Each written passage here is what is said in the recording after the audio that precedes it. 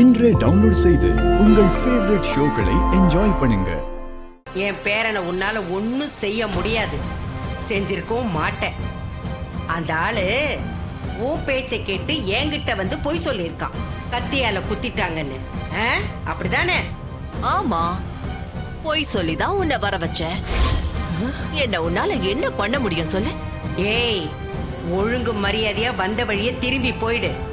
என் பேரங்கிட்ட மட்டும் நடந்ததெல்லாம் சொன்ன, அவன் உன்னை உயிரோடவே விட மாட்டான். ஜாக்கிரதை.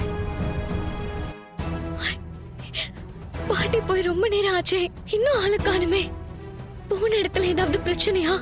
ஒண்ணும் புரியலையே.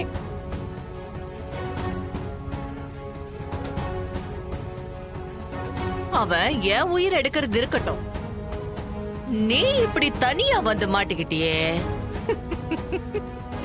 இப்போ நீ தான் உயிரோட போக போறதில்ல, தெரியுமா?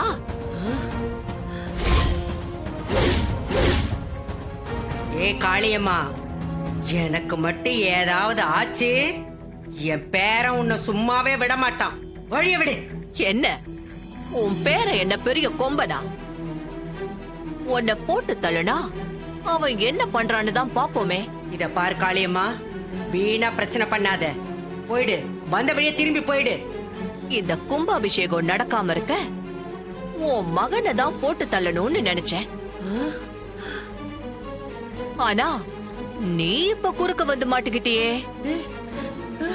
சரி, உன் விதி இன்னியோட முடியுதுன்னா நாம என்ன பண்ண முடியும்?